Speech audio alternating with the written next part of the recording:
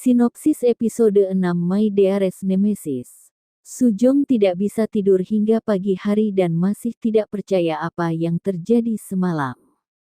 Apakah ciuman itu hanya karena mabuk atau cinta? Sujong keluar rumah dan bertemu Ju Yeon. Ju Yeon pun tidak bisa tidur. Alasan Ju Yeon tidak bisa tidur karena dia tidak bisa tidur di sembarang tempat. Sujong berbohong dan bilang dia bisa tidur dengan nyenyak. Ju Yeon mengajak Sujong untuk pergi jalan-jalan. Sujong pikir Ju Yeon akan langsung menyatakan cintanya di tempat itu.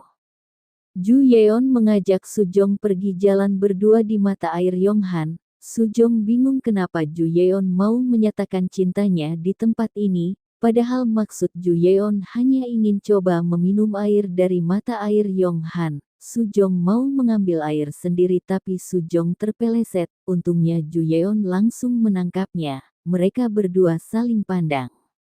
Tiba-tiba Ju Yeon langsung memarahi Sujong, karena tempatnya yang kotor. Mereka berdua kembali ke rumah Direktur Kang Han. Mereka berpamitan dengan Direktur Kang Han. Ju Yeon bicara jujur jika dia adalah pewaris dari Yongsung Department Store. Di perjalanan pulang Ju Yeon bilang bahwa dia datang karena Sujong sendiri yang datang ke peternakan Kang Han. Saat Ju Yeon ingin mengatakan sesuatu, Sujong pikir Ju Yeon akan menyatakan cintanya, tapi Ju Yeon malah bilang ingin memutar lagu yang disukainya. Sujong pun merasa kesal dibuatnya, dan bingung kapan Ju Yeon akan menyatakan cintanya.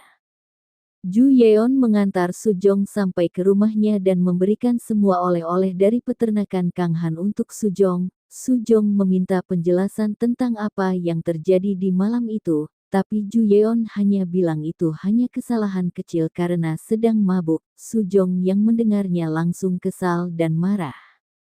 Di malam hari Sujong merasa kalau Yu Jeon harus meminta maaf kepadanya. Sujong pun menelpon Ju Yeon. Ju Yeon bilang sudah memaafkannya karena sudah meninggalkan dia tidur di luar. Ju Yeon malah menyuruh Sujong yang harusnya minta maaf.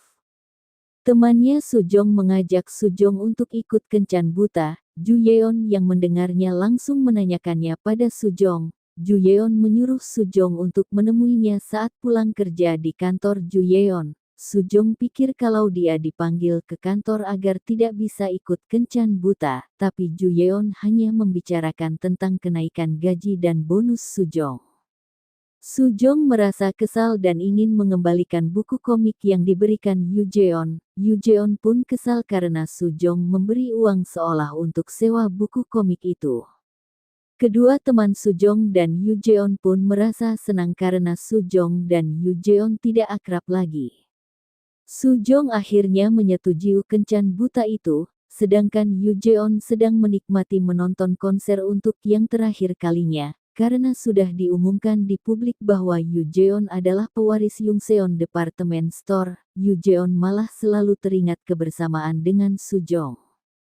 Saat Sujong sedang belanja pakaian tiba-tiba Sujong ditarik masuk ke dalam ruang ganti oleh seseorang. Ternyata itu adalah Yu Jeon yang menyelinap di ruang ganti. Yu Jeon mengakui masih mengingat ciuman pertamanya itu dengan Sujeon. Tiba-tiba ada yang ingin masuk ruang ganti itu. Sujong dan Yu Jeon pun merasa ketakutan.